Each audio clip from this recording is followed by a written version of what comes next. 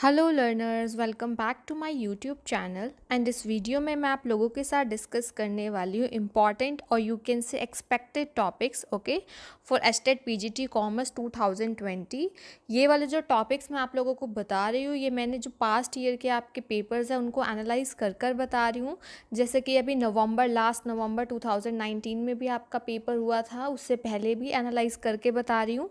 और ये रहने वाला है पार्ट 1।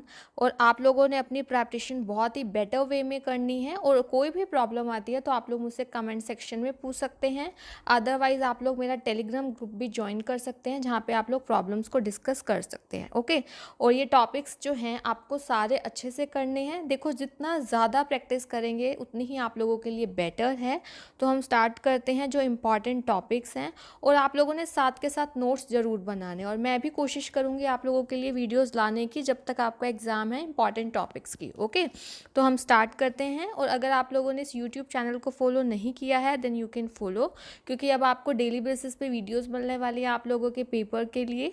और अगर आप बेल आइकन प्रेस करते हो तो साथ के साथ आपको नोटिफिकेशन आ जाएगा जैसे ही मैं कोई नया वीडियो डालती हूँ। तो हम स्टार्ट कर रहे हैं। देखिए, तो अगर मैं बात करूँ फर्स्ट टॉपिक की, difference between capital expenditure and revenue expenditure, ये आप लोगों से बहुत बार पूछा जाता है। आपको पता होना चाहिए कि कैपिटल एक्सपेंडिचर क्या होता है, रिवेन्यू एक्सपेंडिचर क्या होता है। कई बार आपसे क्वेश्चन ऐसे पूछा जाता है, एग्जाम्पल दे दिए, तो आपको बताना है इनमें से कौन सा रिवेन्यू एक्सपेंडिचर नहीं है या कौन सा कैपिटल एक्सपेंडिचर नहीं है। तो आपको इसका बेसिक कॉन्सेप्ट, और आपको ये जो है ये वैसे आप लोग +1 में ही पढ़ लेते हैं, ठीक है, लेकिन आपको अब अपना क्या करना है, इस टॉपिक को बहुत अच्छे से पढ़ना है। बिल्कुल अच्छे से प्रिपरेशन स्टार्ट कर दीजिए। जैसे कि आपको पता है कैपिटल एक्सपेंडिचर हमारा क्या करता है, अर्निंग कैपेसिटी को बढ़ाता है और फॉर मोर देन 1 ईयर इसका हमें बेनिफिट मिलता है। इसके अलावा जो रिवेन्यू होता है, रिवेन्यू एक्सपेंडिचर क्या होता है, जिसका बेनिफिट हम लोग विद इन 1 ईयर ले लेंगे, ठीक है। और जो कैपिटल एक्सपेंडिचर है वो हमारी अर्निंग कैपेसिटी को बढ़ाता है, और रिवेन्यू एक्सपेंडिचर मेंटेन कर रखता है। देखो, ये टॉपिक्स के ऊपर मैं अलग अलग ज़रूर वीडियोस बनाऊंगी, ठीक है, जैसे ही मुझे टाइम मिलेगा आप लोगों के लिए ज़रूर वीडियोस बनाऊंगी। लेकिन आप लोगों ने अपने लेवल पे भी ज़रूर करना है। जैसा कि आपके लास्ट जो एग्ज़ाम हुआ था उसमें पूछा गया था कि कौन सा इसमें से ट्रू है about difference in capital and revenue expenditure. और जो मैंने ना आपका 16 नवंबर 2019 में जो पेपर हुआ था एस्टेट पीजीटी कॉमर्स का, उसकी वीडियो, उसके 3 पार्ट्स मैंने हैं जो पेपर के वो डिस्कस किए हुए हैं। उनका लिंक मैंने डिस्क्रिप्शन बॉक्स में डाल दिया है, वहाँ पर आप क्लिक करके देख सकते हो। इसके अलावा प्लेलिस्ट है एक जिसमें मैं काफ़ी सारे एमसीक्यूज डेली बेसिस पर डिस्कस कर रही हूँ। अप्रॉक्सीमेटली 67 तक वीडियोज़ हो चुकी हैं, लेक्चर्स, और उसमें काफ़ी सारे क्वेश्चंस हैं। वो भी आप लोगों को ज़रूर प्रैक्टिस करने हैं, उससे भी आपको काफ़ी हेल्प मिलेगी, ठीक है। जैसे आप लोगों से पूछा गया था कि आपको बताना था कि कैपिटल एक्सपेंडिचर शॉर्ट रन के लिए जबकि रिवेन्यू एक्सपेंडिचर लॉन्ग रन के लिए, तो गलत है, उल्टा हो जाता है, ठीक है। मतलब आपको डिफरेंस के बारे में पूछा हुआ था इसमें, तो आपको बताना था कौन सा ट्रू है ओके। ये चीज़ें आपको बतानी थी। आपका ऑप्शन था ना कि कैपिटल एक्सपेंडिचर अर्निंग कैपेसिटी को इंक्रीज करता है और रिवेन्यू एक्सपेंडिचर मेंटेन करके रखता है, तो वो वाला हमारा सही था। मेरा कहने का मतलब आपने इस टॉपिक को अच्छे से करना है ओके।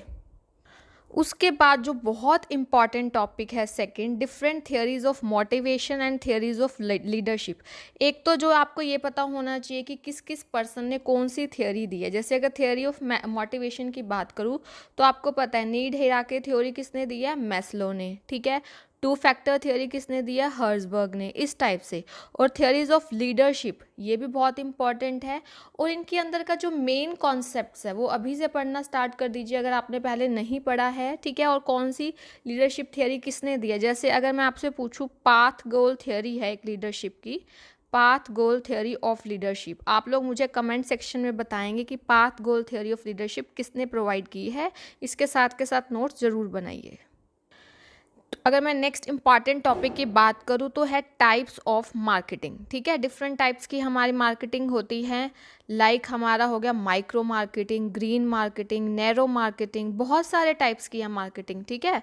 तो आपको क्या करना है, अपने ज़रूर पढ़ना है, हर मार्केटिंग का आपको मीनिंग पता होना चाहिए। और एक टर्म होती है हमारी डी मार्केटिंग, जिसमें क्या किया जाता है, डिस्करेज किया जाता है प्रोडक्ट को, यानी कि लोग ना खरीदे। क्यों किया जाता है, इसके बहुत से रीज़न हो सकता है कि हमारे पास वो प्रोडक्ट का अवेलेबल नहीं है, ठीक है, अभी, और भी बहुत सारे रीज़न, या वो प्रोडक्ट हमारे लिए प्रॉफिटेबल नहीं है। तो आपको ये सारी चीज़ें पता होनी चाहिए।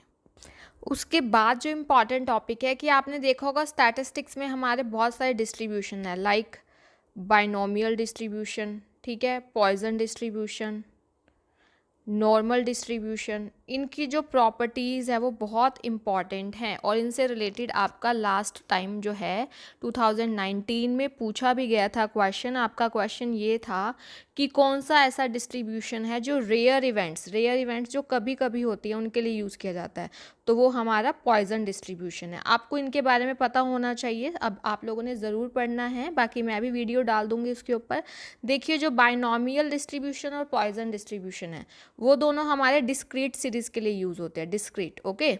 जबकि नॉर्मल हमारा किसके लिए यूज़ होता है, कॉन्टिन्यूअस डिस्ट्रीब्यूशन। तो आपको इन सभी की प्रॉपर्टीज़, नॉर्मल डिस्ट्रीब्यूशन की प्रॉपर्टीज़ भी बहुत ज़्यादा इंपॉर्टेंट है कि इसमें मीन, मीडियन, मोड वगैरह इक्वल रहते हैं, ये कभी भी एक्स एक्सिस को टच नहीं करता, टोटल एरिया जो है नॉर्मल कर्व के अंडर 1 होता है। ये सारी चीज़ें इंपॉर्टेंट पैरामीटर्स कौन से हैं बाइनोमियल डिस्ट्रीब्यूशन के, पॉइजन डिस्ट्रीब्यूशन के, ये सारी चीज़ें आप लोगों को पता होनी चाहिए। नेक्स्ट इंपॉर्टेंट टॉपिक है बैरियर्स इन कम्युनिकेशन। देखो आपको बैरियर्स से रिलेटेड क्वेश्चन आया हुआ है, पहले आपसे पूछा गया था जो टेक्निकल जार्गन्स हैं, यानी कि जो टेक्निकल टर्म यूज़ की जाती हैं कम्युनिकेशन में, वो किसके अंदर आता है, वो आता है हमारा सिमेंटिक बैरियर्स में, ठीक है। जैसे आपकी सिमेंटिक बैरियर्स हैं, आपको इनके एग्जाम्पल पता होने चाहिए। फिजिकल बैरियर्स होती हैं, साइकोलॉजिकल बैरियर्स हैं, ठीक है। साइकोलॉजिकल में क्या है कि जैसे मान लो रिसीवर है, उसका ध्यान नहीं है, अटेंशन उसका कहीं और है। और फिज़िकल में बैरियर्स में क्या हो जाता है, यानी कि जो हमारा वहाँ का एनवायरनमेंट है, वहाँ पर शोर वगैरह हो रहा है। इस टाइप से आपको हर बैरियर जो है उसका एग्जाम्पल्स पता होने ज़रूरी हैं। And the next important topic is capital market instruments and money market instruments। देखिए आप लोगों को इनके एग्जाम्पल, जैसे मनी मार्केट इंस्ट्रूमेंट्स की हम लोग बात करें तो ये शॉर्ट टर्म डील करते हैं, यानी कि ये हमारे लिक्विडिटी से रिलेटेड होते हैं। इसमें क्या क्या आ जाता है, आप लोगों ने पढ़ा होगा, जैसे ट्रेजरी बिल्स जो कि आरबीआई इशू करता है गवर्नमेंट के बिहाफ पे, इनका टाइम पीरियड, जैसे कमर्शियल पेपर हो गए, ठीक है, commercial paper, certificate of deposits, इन सभी का आपको टाइम पीरियड, कितने मल्टीपल में इनको हम, कितना मिनिमम अमाउंट है, कितना इनका मैच्योरिटी पीरियड है, ये सारी चीज़ें बहुत इंपॉर्टेंट हैं। और जैसे कि मैं बात करूँ कैपिटल मार्केट इंस्ट्रूमेंट्स की, कैपिटल मार्केट इंस्ट्रूमेंट्स में जो है हमारा क्या क्या आ जाता है, लाइक शेयर्स वगैरह हो गए, डिबेंचर्स हो गए, जो लॉन्ग टर्म के लिए होते हैं। इनका सभी को आपको है इनके बारे में अच्छे से पता होना चाहिए। और आपका जो है क्वेश्चन आया हुआ था, आपका क्वेश्चन इस टाइप से था, आपको बताना था कौन सा इसमें से मनी मार्केट इंस्ट्रूमेंट नहीं है। आपको ऑप्शन दिए गए थे treasury bill, commercial paper, preference share, call money. तो देखो treasury bill money market instrument है, कमर्शियल पेपर भी है, कॉल मनी भी है, जबकि प्रेफरेंस शेयर हमारा मनी मार्केट इंस्ट्रूमेंट नहीं है। और आपको यही बताना था, तो आपको बेसिक चीज़ें बहुत क्लियर होना, अच्छे से आना चाहिए, ठीक है। इसके बाद है कैपिटल बजटिंग टेक्निक्स। देखो कैपिटल बजटिंग टेक्निक्स क्या होती हैं, देखो कैपिटल बजटिंग में जो हमारे लॉन्ग टर्म प्रोजेक्ट हैं वो हमारे कैपिटल बजटिंग से रिलेटेड हैं। उनको इवैल्यूएट करने के लिए डिफरेंट प्रोजेक्ट्स को हमारे पास बहुत सारे मेथड्स होते हैं, ठीक है। जैसे कि पे बैक पीरियड मेथड हो गया हमारा, इनके ना आपको फॉर्मूलाज भी पता होना चाहिए। पे बैक पीरियड हो गया, अकाउंटिंग रेट ऑफ रिटर्न हो गया हमारा, और आपका हो गया एनपीवी, नेट प्रेजेंट वैल्यू हो गया, इंटरनल रेट ऑफ रिटर्न हो गया। और आपका क्वेश्चन ये पूछा गया था कि ऐसा कौन सा रेट है जो इक्वेट करता है, इक्वल करता है present value of cash inflow को present value of cash outflow से, तो वो हमारा इंटरनल रेट ऑफ रिटर्न होता है, ठीक है। आपको मैंने पेपर जो है अच्छे से एक्सप्लेन किया हुआ है और मैंने आपको उस वीडियो का लिंक डिस्क्रिप्शन बॉक्स में डाल दिया है, अगर आपने वो नहीं देखा है तो वो ज़रूर देखना है। जैसे कि कैपिटल बजटिंग टेक्निक्स में प्रॉफिटेबिलिटी इंडेक्स है, वो वाला प्रोजेक्ट कब एक्सेप्ट करेंगे अगर उसका जो 1 से ज़्यादा होगा। प्रॉफिटेबिलिटी इंडेक्स का क्या फॉर्मूला रहता है हम लोगों के पास, present value of cash inflow divided by present value of cash outflow, ये सारा, ठीक है। उसके बाद जो है हमारा टाइप्स ऑफ सैम्पलिंग। देखो टाइप्स ऑफ सैम्पलिंग आपको ना ये पूछा जा सकता है, प्रोबेबिलिटी सैम्पलिंग, ठीक है, और नॉन प्रोबेबिलिटी सैम्पलिंग। एक तो पहले आपको पता होना चाहिए क्या होते हैं ये दोनों, इनके अंदर कौन कौन से आते हैं ये भी पता होना चाहिए। जैसे प्रोबेबिलिटी में हमारे इक्वल चांसेस होते हैं सेलेक्ट होने के सैंपल के, ओके, सैम्पलिंग यूनिट्स के, नॉन प्रोबेबिलिटी जहाँ पर नहीं होते।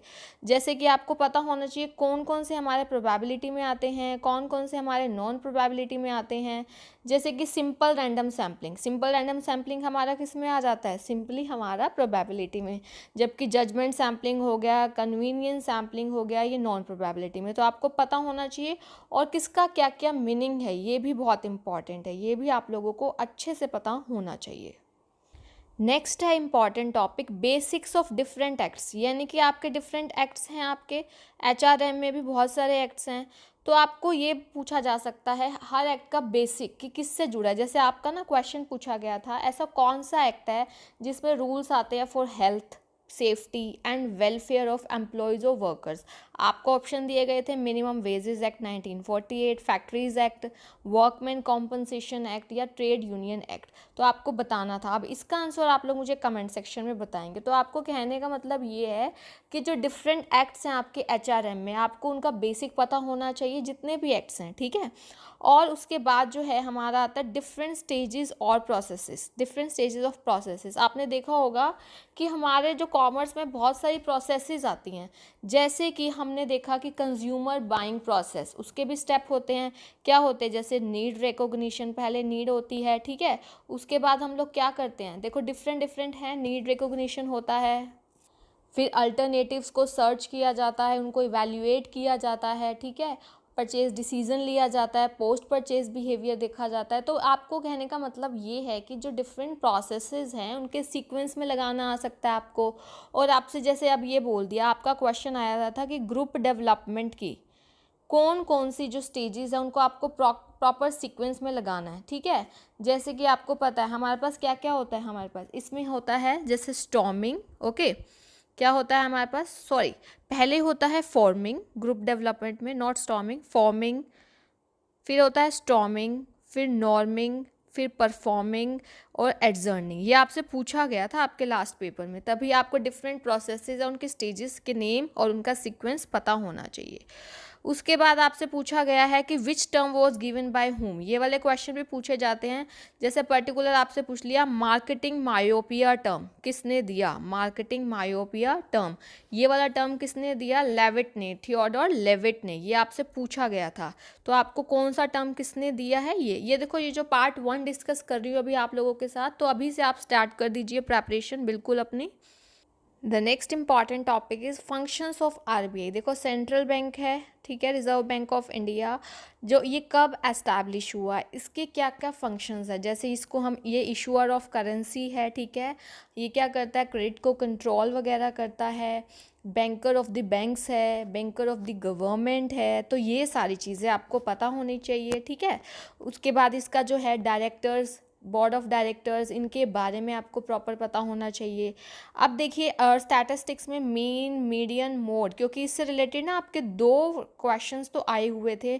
जैसे एक तो सिंपल आपको 5 आइटम्स दी हुई थी, उनका अर्थमेटिक मीन निकालना था, और एक जो आपका रिलेशन होता है ना मीन, मीडियन, मोड में, उसका फॉर्मूला यूज़ करके जो है आपको निकालना था। ये आपको अच्छे से पता होना चाहिए फॉर्मूला। और जो 4 P's हैं हमारे मार्केटिंग के, product, price, place and promotion, इनसे रिलेटेड, ठीक है, इनके बारे में बेसिक इन्फॉर्मेशन। और 4C, देखो 4 P हैं और 4C भी हैं, C। अब आपको मुझे कमेंट सेक्शन में बताने हैं कौन से हैं वो 4C, ठीक है। तो ये था पार्ट 1 इंपॉर्टेंट टॉपिक्स का, आप स्टार्ट कर दीजिए सभी लोग, ठीक है। कोई भी प्रॉब्लम आती है तो आप लोग पूछ सकते हैं। Thank you so much and keep learning.